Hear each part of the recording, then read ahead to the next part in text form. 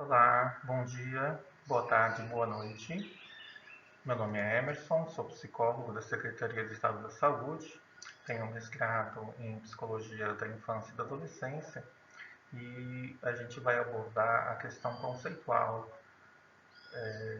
da violência contra crianças e adolescentes na perspectiva das tipologias e da natureza das violências. A gente primeiro precisa se perguntar por que ter um espaço num curso como esse para discutir a questão conceitual, né?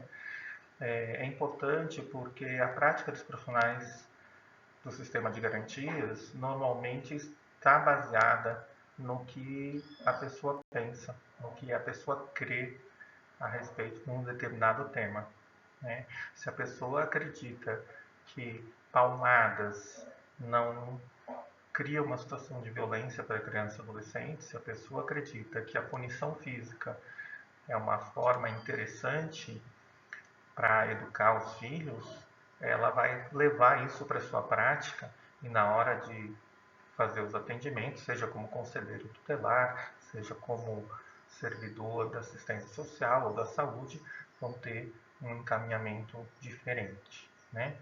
Então, nós somos marcados em nosso cotidiano pelas nossas representações sociais, que tem a ver com as nossas experiências, com a nossa subjetividade, com as nossas emoções e com o nosso senso comum, né? Nossos achismos. E somos marcados também pela nossa formação acadêmica, né? Ou profissional. Assim, é importante reforçar o processo de formação profissional, né, na perspectiva de acesso aos conhecimentos científicos da área, né? Então, a gente espera que a reflexão conceitual sobre a questão da violência nos ajude a construir uma política de atendimento mais adequada e fundamentada, né, para a infância e adolescência. Também é importante no trabalho intersetorial, onde as pessoas trabalham de diferentes perspectivas, com diferentes conhecimentos, com áreas de conhecimentos diferentes e diferentes políticas públicas que pensam de forma diferente acerca da violência, que essas pessoas, numa capacitação como essa, estabeleçam uma mesma linguagem para o tema, pelo menos que compreendam o que é violência para o seu colega. Por exemplo, muitas vezes o profissional de saúde acredita que a violência vai gerar uma lesão ou um mal-estar físico ou psicológico, e isso vai definir a violência. Já para uma perspectiva do conselheiro tutelar ou assistente social, a violência vai estar associada ao conceito de violação de direitos fundamentais. Já para um policial, vai ser violência ou não se ele entender que é um crime ou não. Quer dizer, o que não está previsto na lei, ele pode não achar que seja violência e minimizar, por exemplo, situações de violência moral ou violência psicológica. Então, é importante que todos nós reflitamos das diferentes áreas sobre os diferentes conceitos de violência. A violência tem uma importância para as políticas públicas porque gera um custo pessoal, familiar e social, né? As violências implicam no adoecimento, na morbidade ou na mortalidade, né, em óbitos, e geram um problema relacionado à qualidade da vida e duração de vida das pessoas. Então, o conceito de violência está relacionado à desigualdade social em saúde. Nós já tivemos em outro módulo a discussão sobre a violência como um fenômeno histórico e cultural, né? E a gente está reforçando aqui essa perspectiva. Bom, definir violência não é uma tarefa fácil, né? É um termo utilizado para denominar uma variedade de situações, fenômenos diferentes, né? A exemplo disso, a diferença entre violência e agressividade, e muitas vezes se confunde comportamentos agressivos com comportamentos violentos, como já foi explicado no módulo anterior, no tema anterior, né? Da questão conceitual ainda. Maria Amélia Azevedo, na década de 90, fala da necessidade de se construir um modelo explicativo para entender a questão da violência contra a criança e adolescente, e esse modelo explicativo deveria ter a base no método histórico crítico, especialmente na teoria crítica de sociedade. Ela cita que o modelo explicativo dominante, tanto no nível nacional quanto internacional, é um modelo interativo ou multicausal, que tem a ver com a teoria sistêmica. É interessante numa perspectiva de que supera os modelos unidimensionais, procura ver a violência dentro de um fenômeno mais sistêmico. No entanto, ainda é uma postura que se embasa numa visão positivista, com um marco referencial empírico analítico. Então, dá algumas limitações para entender a dinamicidade e a complexidade da situação de violência e a sua perspectiva histórico e cultural. É importante a gente entender que existe uma complexidade na conceituação de violência e que muitas vezes o uso de termos indiscriminados para explicar a mesma coisa, quando nem sempre isso é possível. Por exemplo, se fala para a violência como se fosse disciplina, castigo, maus tratos, agressões, abuso, vitimização ou violência doméstica. Mas as autoras refletem que o significado oficial e o sentido oculto muitas vezes fazem diferenças nesse entendimento. Por exemplo, o termo disciplina e castigo, ela aborda apenas as questões relacionadas à violência física, deixa de considerar a violência sexual, por exemplo. A questão da agressão é um termo que padece de propriedade, é menos consistente porque é um fenômeno psicológico e não é exclusivamente humano, quer dizer, animais também são agressivos. Maus tratos é um termo que nos coloca a questão do que é um mau trato e o que é um bom trato. Nos coloca nessa questão da dicotomia entre o bom e o mal, e também não seria adequado para definir violência de uma forma abrangente. O conceito de abuso apenas dá foco a um dos lados da relação, quando na verdade o conceito de abuso-vitimização seria mais adequado. E assim como o conceito de vitimização de violência também não também foca num ponto só. De forma geral, então, as autoras avaliam que a gente trabalhar com o conceito de abuso, de violência, vitimização e de violência em si, violência doméstica, seriam termos mais abrangentes. Assim, para definir violência em termos gerais, a gente prefere adotar a conceituação da Organização Mundial de Saúde, publicado no Relatório Mundial sobre Violência e Saúde em 2002, onde define que violência é o uso da força física ou do poder, real ou em ameaça. Isso quer dizer que a violência pode ser ativa ou passiva, no sentido de ação ou omissão, e aí a ameaça é uma questão importante também, que traz a dimensão psicológica para o conceito da violência, que contra si próprio, contra outra pessoa, um grupo ou uma comunidade. Ou seja, já começa a se pensar na tipificação da violência aí, Pode ser autoprovocada, pode ser heteroviolência dirigida ao outro, ou autoviolência dirigida contra si mesmo. E nessa perspectiva da heteroagressão ou heteroviolência, ela pode ser interpessoal ou pode ser coletiva, contra um grupo ou comunidade. E que resulte ou tenha qualquer possibilidade de resultar, ou seja, não necessariamente vai resultar, mas que possa vir a resultar.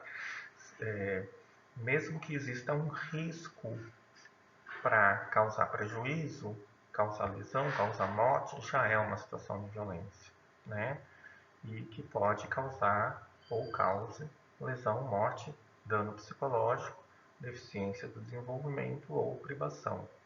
Aí é um conceito abrangente que trabalha diferentes dimensões da questão da violência. Bom, então a Organização Mundial de Saúde tipifica a violência como violência auto-infligidas, violências interpessoais e violência coletiva, sendo que as violências auto-infligidas são os comportamentos suicidas e autoabusos, as violências interpessoais são a violência intrafamiliar ou doméstica e a violência comunitária ou extrafamiliar, né? E a Minayo, ao citar esses conceitos da OMS, ela também traz o conceito de violência estrutural, que tem a ver com aquela questão da naturalização da miséria e das desigualdades sociais, né? É uma violência que tem a ver com a cultura, com o processo histórico, tem a ver com esse processo de desigualdade social que permeia e que é berço para outras formas de violência.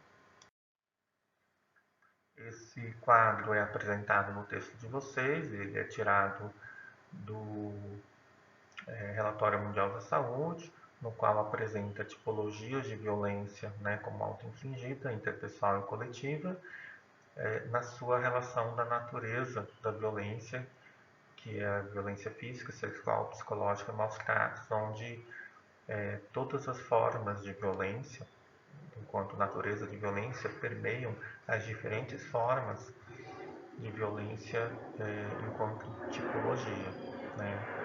A gente vê ali que apenas a violência auto-infligida e a violência sexual não se relacionam, mas as demais todas estão presentes. Assim, a violência autoprovocada ou autoinfligida são aqueles que compreendem o comportamento suicida e autoabusivo, sendo que o comportamento suicida implica em ideação suicida, tentativas de suicídios e suicídios efetivados, né? Embora a ideação suicida não se notifique na ficha do SINAM, ela tem que ter atenção da rede de proteção e da rede de atenção em saúde mental, né? Os comportamentos autolesivos normalmente são aqueles sem intenção suicida, né? Não é porque não tem intenção suicida que não é menos importante, né? Mas porque produz dano físico ao indivíduo, mas é sem intenção de morrer e muitas vezes é sinal, é um sintoma de que alguma coisa não vai bem, podendo evoluir para uma ideação mesmo suicida e uma tentativa ou mesmo óbito por suicídio. Esse tema vai ser tratado num dos subtemas desse mesmo módulo. A violência extrafamiliar ou comunitária é definida como aquela que ocorre no ambiente social em geral, que não seja doméstico ou familiar, e pode acontecer entre conhecidos ou desconhecidos, né? Assim, ela é praticada por meio de agressão às pessoas, por atentado à integridade física ou ao seu bem ou patrimônio, e constitui normalmente objeto de atenção para prevenção ou repressão por parte das forças de segurança pública, né, e do Ministério Público, da Polícia, do Poder Judiciário.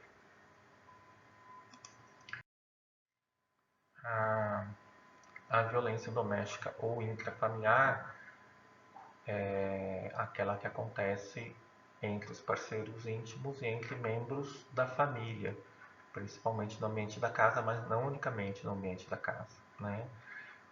A violência doméstica é toda ação ou omissão que prejudica o bem-estar, a integridade física, a liberdade e o direito de pleno desenvolvimento da pessoa, da família. Ou seja, a violência doméstica é uma forma de violação do direito da pessoa, especialmente dos direitos humanos. E no que se refere ao espaço físico,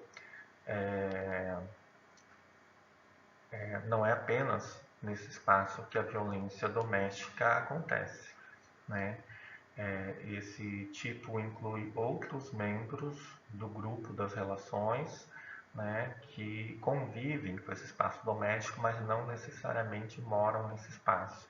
Por exemplo, empregados, pessoas que convivem esporadicamente, agregados, né, aquele comadre ou compadre que, digamos assim, é como se fosse parte da família e que tem uma convivência praticamente familiar com esse grupo. Né? Aí a gente tem que procurar entender o conceito de família de uma forma abrangente. E definindo especificamente a violência doméstica contra crianças e adolescentes, a Viviane Guerra traz um conceito muito interessante para a gente pensar, que é aquela violência que representa todo ato ou omissão. Quer dizer, como a gente falou, pode ser uma omissão também, além de ser uma ação. E é praticada por pais, mas por parentes ou por responsáveis pela criança. Por exemplo, um cuidador doméstico também comete violência doméstica, né? Sendo capaz de causar dano físico, sexual ou psicológico à vítima. Né? As consequências desse ato podem causar todos esses danos, implicando, de um lado, numa transgressão do poder ou dever de proteção do adulto, e de outro, numa coisificação da infância. Ou seja, a violência doméstica contra criança e adolescente implica numa transgressão, porque quem deveria cuidar, quem deveria proteger é o agressor. E nesse contexto, a criança muitas vezes não tem a quem recorrer, né? Porque quem é o apoio, ou quem deveria ser o apoio da criança, está cometendo, né, esse crime, digamos assim. Né? E de outro lado, implica numa coisificação da infância, numa coisificação da criança, ou seja, a criança é tratada como coisa, como objeto, ou muitas vezes como um animal. Existem muitos animais que recebem mais proteção e carinho do que uma criança. Né? Então, esse tipo de violência desconsidera a criança enquanto sujeito, enquanto pessoa em condição peculiar de desenvolvimento. Né? Nesse sentido, a violência doméstica é uma negação do direito da criança e adolescente ser tratado, né, como pessoa numa condição especial. A OMS, então, conceitua a violência coletiva como o uso instrumental da violência por pessoas que se identificam como membros de um grupo, independente desse grupo ser transitório ou possuir uma identidade mais permanente, contra outro grupo ou conjunto de indivíduos com o intuito de alcançar objetivos políticos, econômicos ou sociais. Ou seja, a violência coletiva é a violência de um grupo contra outro. E pode ser uma violência social, política ou econômica. A violência social é aquela que tem a ver com uma agenda social, com objetivos sociais e tem a ver com crime de ódio cometido por grupos, né, como atos terroristas e violência de multidões. A violência política inclui guerras e conflitos relacionados à guerra. É a violência do Estado e a violência de atos realizados por grupos maiores ainda que o Estado. Né? E a violência econômica inclui ataques de grupos motivados pelo ganho econômico, tais como realizados para interromper atividades econômicas e negar acesso de serviços essenciais a determinados grupos ou criar segmentação econômica, ou seja, tem a ver com a guerra econômica, né, que acontece nessa sociedade capitalista que vivemos. Então, a Maria Cecília Minayo, ao discutir a tipologia da OMS, traz também o conceito de violência estrutural como aquela relacionada a diferentes formas de manutenção das desigualdades sociais, das desigualdades culturais, de gênero, etárias, étnicas, né, que são situações que produzem miséria e fome e várias formas de submissão e exploração de umas pessoas pelas outras. Né?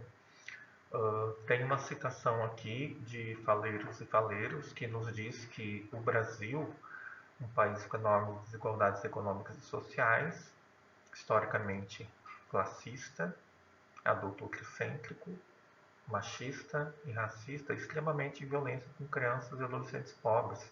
Trata-se de uma violência cumulativa e excludente. Exemplos atuais da violência estrutural são os altos índices de mortalidade de crianças e adolescentes provocada pelas causas externas ligadas ao tráfico de drogas, atuação de gangues e extermínios de adolescentes em conflito com a lei, bem como homicídios e acidentes de toda ordem. A violência estrutural gera uma desigualdade social importante que repercute em toda forma de violência interpessoal também. Né?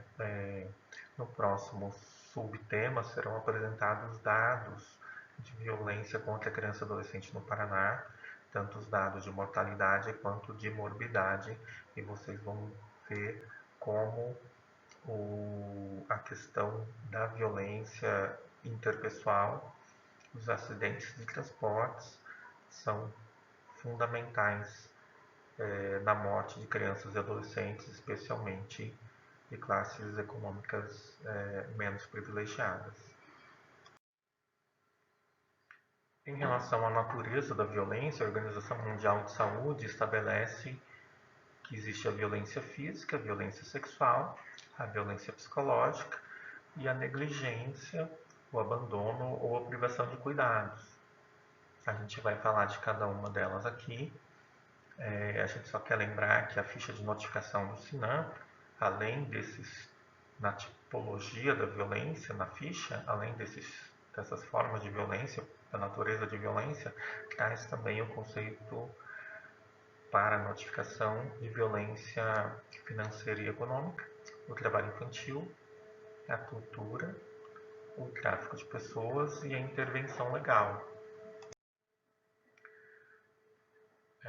Em relação à violência física, a gente pode dizer que é aquela entendida como o emprego de força física contra a criança de forma não acidental, que lhe causa diferentes tipos de ferimentos e que é perpetrada por pai, mãe, padrasto ou madrasta. Por maus tratos, estão entendidos uma gama enorme de castigos corporais, né? Tantos castigos cruéis e poucos usuais, os castigos extremos e inapropriados à idade e compreensão da criança, né? Como aqueles que resultam de ferimentos. Assim, aqueles castigos pouco usuais e cruéis pode ser citado o cárcere privado, né? E o treino prematuro do toalete, né? Quer dizer, são exigências inapropriado à faixa etária da criança. E aqueles formas de violência física relacionadas ao ferimentos tem a ver com bater de forma descontrolada ou com instrumentos contundentes, né, ou cortantes. Ainda na agressão física, a gente pode encontrar formas de agressão física com o objeto contundente, seja dentro da família ou fora da família, supressão de alimentos, um caráter punitivo, quer dizer, na perspectiva que a supressão de alimentos causa uma consequência física, a gente pode entender como uma forma de violência física. A tortura por punição corporal violenta também seria uma forma de violência física. e o confinamento de qualquer espécie, especialmente na população de deficientes físicos ou mentais, né? A prisão domiciliar que infelizmente existe. Quanto à violência sexual, esse tema tão difícil em relação a crianças e adolescentes, a gente tem várias possibilidades de definir, tem várias discussões a respeito, e a gente está utilizando a de Azevedo Guerra, Maria Amélia Azevedo e a Viviane Guerra, que definem como todo ato ou jogo sexual, relação hetero ou homo entre um ou mais adultos e uma criança ou adolescente, tendo por finalidade estimular sexualmente essa criança ou adolescente ou utilizá-los para obter uma estimulação sexual sobre sua pessoa ou de outra pessoa. O que é interessante observar aqui é que, na verdade, essa estimulação sexual leva em consideração não a criança em si, não o interesse da criança, mas leva em consideração a satisfação do adulto, né, da relação com o abusador, ainda que haja aceitação dessa criança em ser abusada, né, quer dizer, ainda que não haja a noção dela de que não está sendo abusada. Abuso sexual de crianças por adultos ou por jovens mais velhos é toda ação sexual de um adulto com uma criança que nessa fase de seu desenvolvimento emocional e intelectual não tem discernimento para poder consentir livremente tal ação. O adulto abusador se aproveita assim da relação desigual de poder entre um adulto e uma criança para obrigado a cooperar. Decisiva aqui é a questão do dever de ocultação do ato, do qual condena a criança ao mutismo, à indefesa e ao desamparo.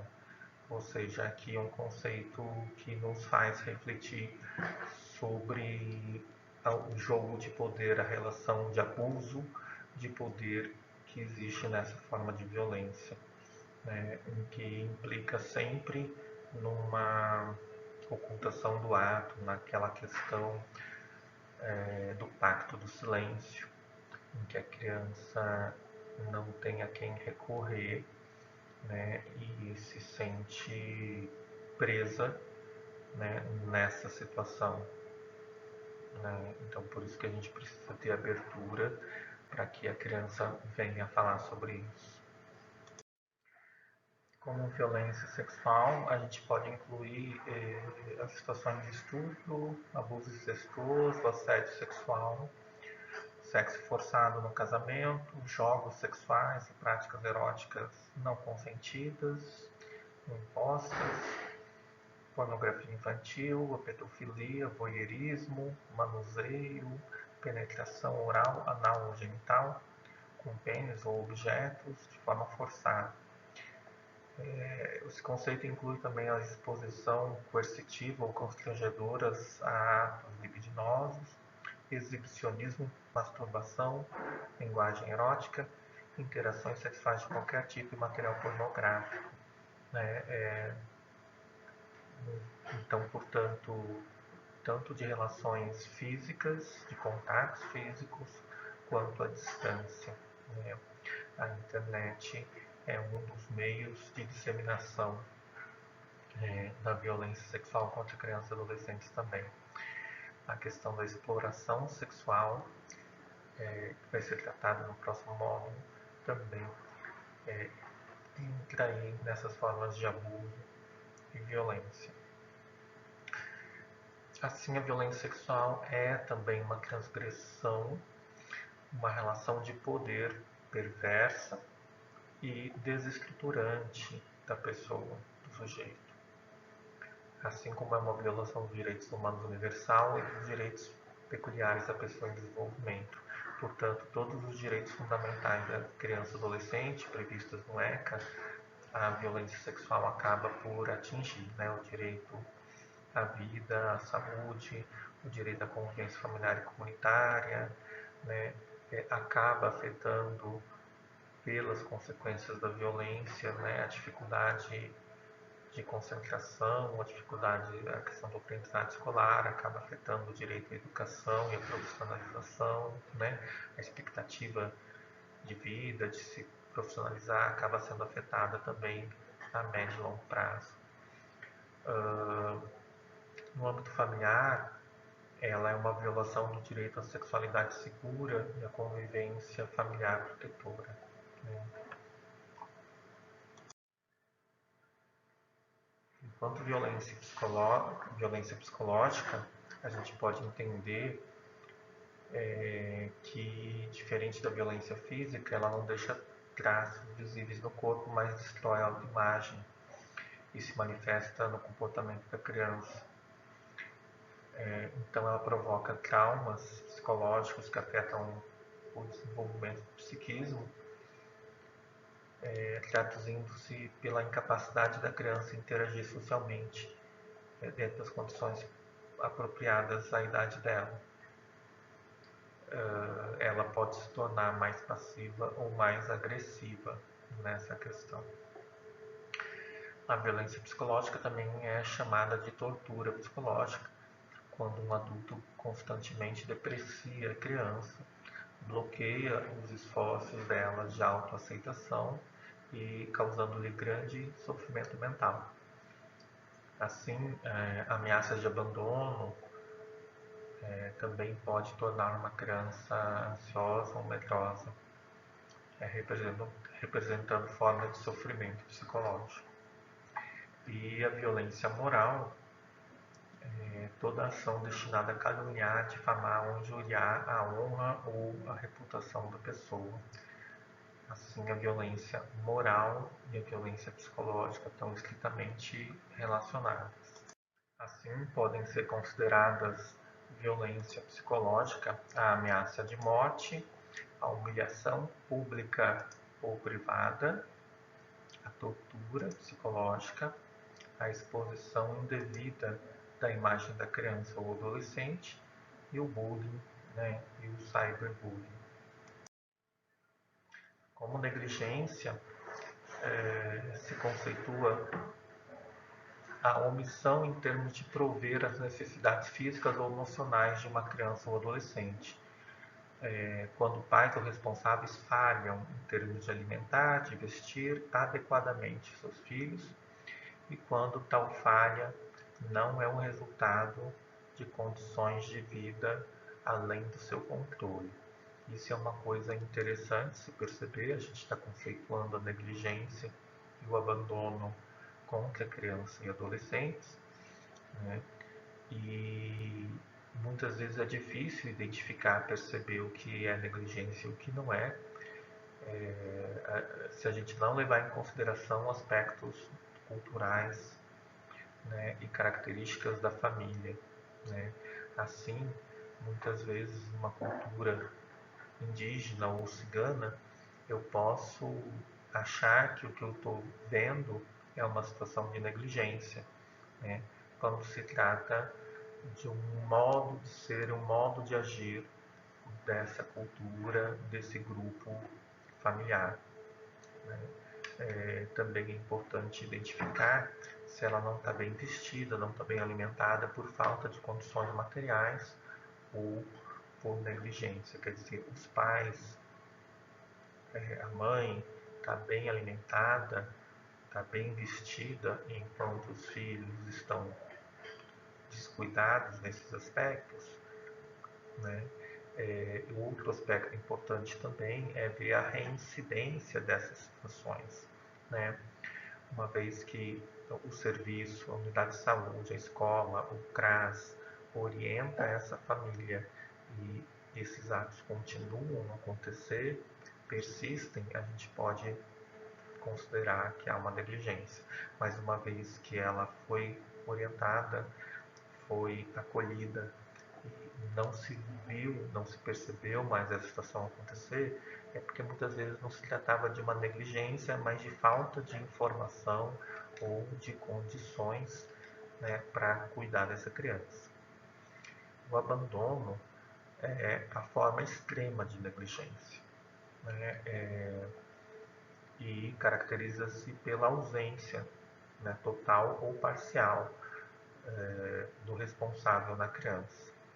Tá? Então, o abandono pode ser temporário ou parcial, que expõe a criança a situações de risco, ou pode ser um abandono total, né, com afastamento real do grupo familiar, ficando a criança desamparada e sem lar. Assim, a gente pode identificar também como negligência os atos e atitudes de omissão de forma crônica pelos pais ou responsáveis em relação à higiene, nutrição, saúde, educação, proteção e atenção à criança ou adolescente. Assim, a gente identifica a negligência médica, educacional, higiênica, física ou de supervisão, né? Considerando que não apenas os pais ou responsáveis da família podem ser negligentes, mas às vezes a instituição, a escola ou o CIMEI pode ser negligente também nessas modalidades, se ela tem uma responsabilidade sobre isso. Enquanto violência financeira e econômica é o ato que implica dano, perda ou subtração ou destruição ou retenção de objetos, documentos pessoais, instrumentos de trabalho, bens e valores da pessoa atendida da vítima. Consiste na exploração imprópria ou ilegal ou no uso não consentido dos seus recursos físicos e patrimoniais, ocorre sobretudo no âmbito familiar, sendo mais frequente em pessoas idosas, mulheres e deficientes. Essa é uma outra classificação de violência que é mais comum mesmo em pessoas idosas e pessoas com deficiência, né? Mas na criança também pode acontecer isso, uma vez que a criança pode ter bens, podem ter propriedades decorrentes de herança, né? Ou ter uma relação com a questão do pet, né? Receber um benefício e ainda assim ser explorado nesse contexto, né? De forma que pode acontecer também em relação a crianças e adolescentes. Também é conhecido como violência patrimonial. O trabalho infantil será abordado em outro módulo, não vou me ater muito aqui, né? Os conceitos estão no texto, mas basicamente a gente pode entender como trabalho infantil toda atividade econômica ou atividade com fim de sobrevivência que normalmente se atribuiria a um adulto, no qual uma criança ou um adolescente estão realizando, sendo que sempre qualquer trabalho em menores de 14 anos é considerado trabalho infantil. O adolescente de 14 a 16 anos pode trabalhar na condição de menor aprendiz, de adolescente aprendiz. Né? E o adolescente acima de 16 anos, ao trabalhar, deve ter carteira de trabalho assinada, mas não deve estar em condição precária de trabalho, né? Tendo condições de estudo e de ter perspectiva de desenvolvimento. Assim, qualquer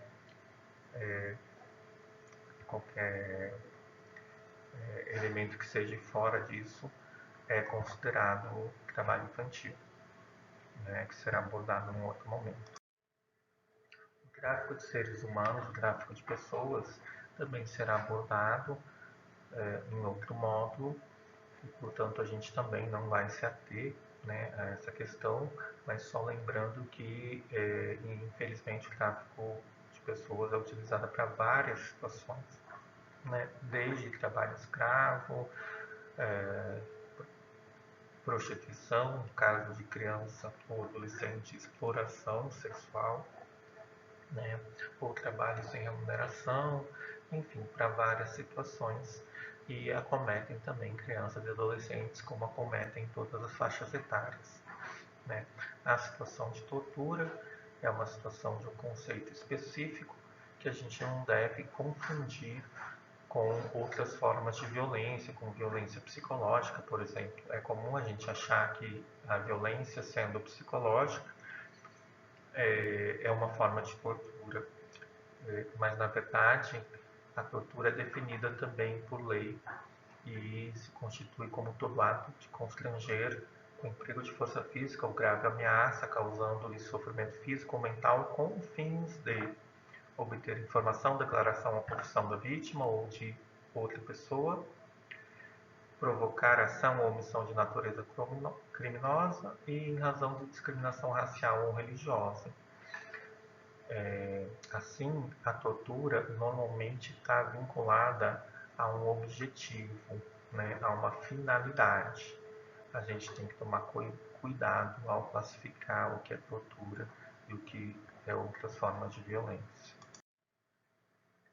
E a intervenção legal, na verdade, se trata da violência por autoridade pública, autoridade legal pública, ou seja, normalmente alguém com poder de polícia, né? Basicamente, aqui a gente encontra a violência policial, né? E a classificação internacional de doenças, que classifica esse tipo de situação no CID Y35 e Y36, Intervenção Legal e Operações de Guerra, diz que esse tipo de violência pode ocorrer por uso de armas de fogo, explosivo, uso de gás, objetos contundentes, empurrão, golpes, murro, podendo resultar em ferimento, agressão, constrangimento e morte. A gente quer lembrar que a violência policial contra adolescentes tem sido frequente. Os dados apresentados no subtema seguinte vão apontar que é um número crescente nos últimos anos e que nem sempre ela é registrada, portanto é subnotificada. E está normalmente relacionado a um abuso de autoridade, relacionado a uma discriminação de raça, cor, né, e classe social. Isso precisa ser melhor entendido e melhor trabalhado. Outros aspectos da violência, né, a gente poderia dizer que são outros conceitos de violência, estão relacionados a essa violência estrutural que a gente já havia falado, que é a violência de gênero, principalmente do homem contra a mulher, mas a violência de gênero também pode ser uma situação homofóbica. A violência racial são todas as formas de discriminação de raças, né? Também normalmente do branco contra o negro, mas pode ser contra a população indígena ou outros grupos étnicos, por exemplo, a população árabe, né?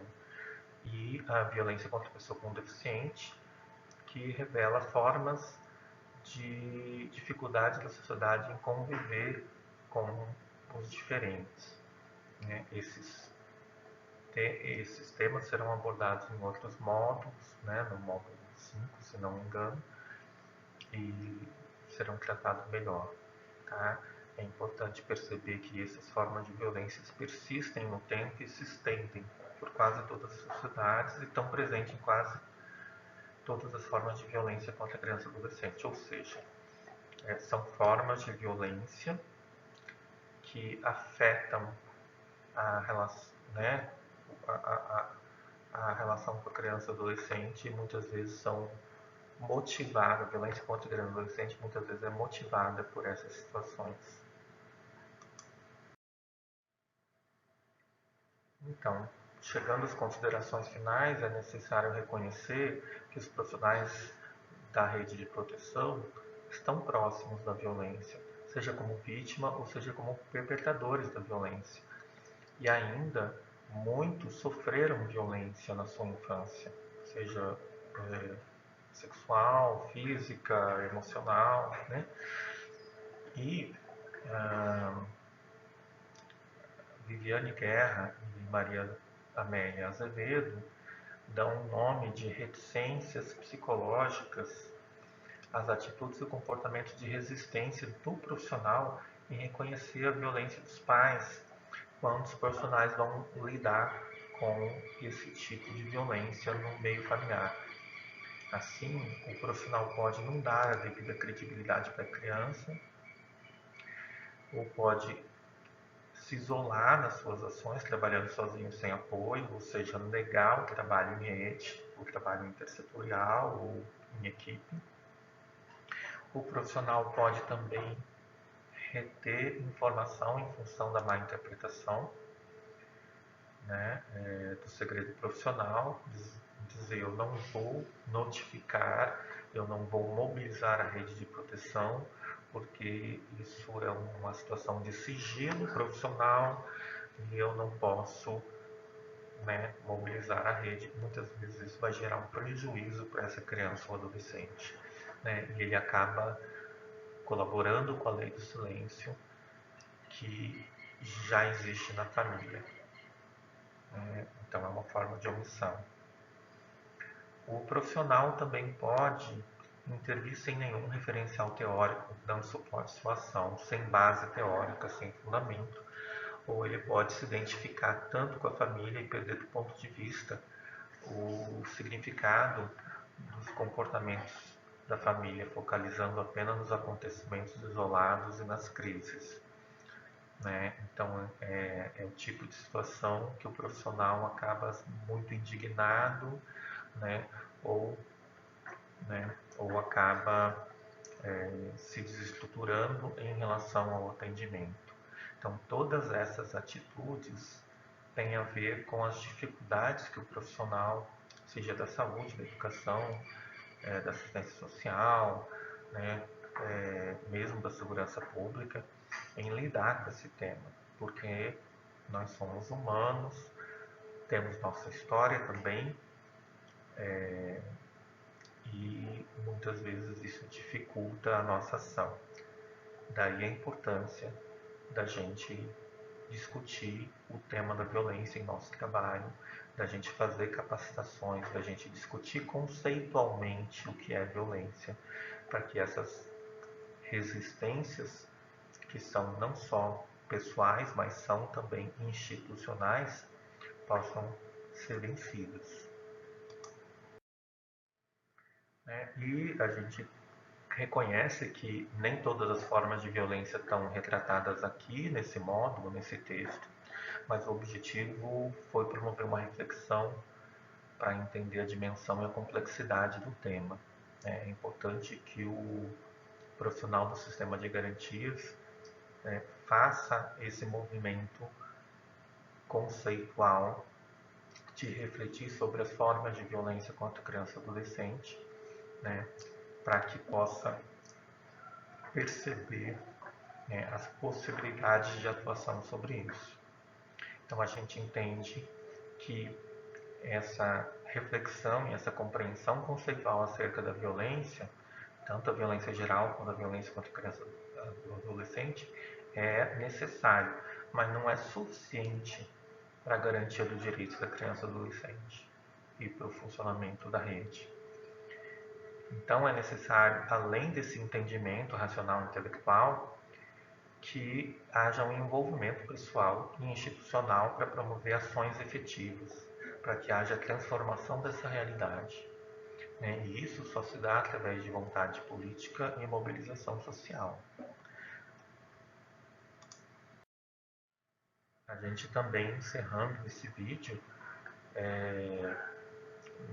se traz a citação da Maria Cecília Minayo de que a violência, antes de ser um problema intelectual, constitui-se como uma questão sociopolítica que afeta materialmente os serviços de saúde, seus custos, sua organização. Envolve também os profissionais como vítimas, muitas vezes alvo de delinquência que penetra os espaços dos serviços, e ainda como atores que contribuem para superar ou para exacerbar suas expressões. O que não podemos é compartilhar do imaginário da inevitabilidade e da falta do controle. O ponto de vista social, o contrário da violência, não é a não violência, mas sim a cidadania, a valorização da vida em geral e de cada indivíduo no seu contexto de grupo. Ou seja, nós profissionais estamos próximos da questão da violência, ora como vítima da própria comunidade que a gente atende, ora como atores da violência, né, exacerbando a violência no local, ou até superando a violência. A gente é ator também na perspectiva de superar essa situação de violência, né? Mas o que a gente não pode deixar é de refletir, pensar e usar de elementos científicos para superar a questão da violência, não passar a não usar a questão do ponto de vista comum, né?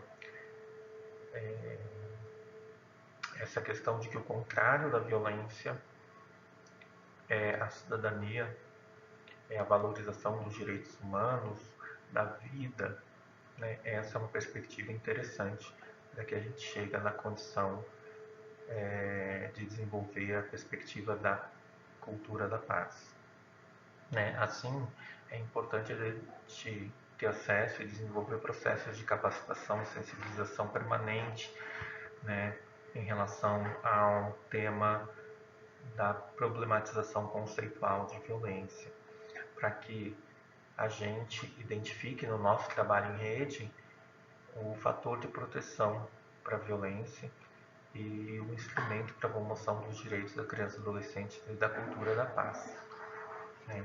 É isso, gente, que eu tinha a dizer para vocês.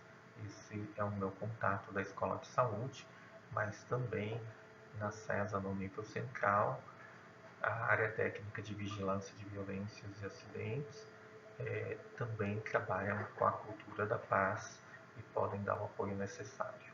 Obrigado.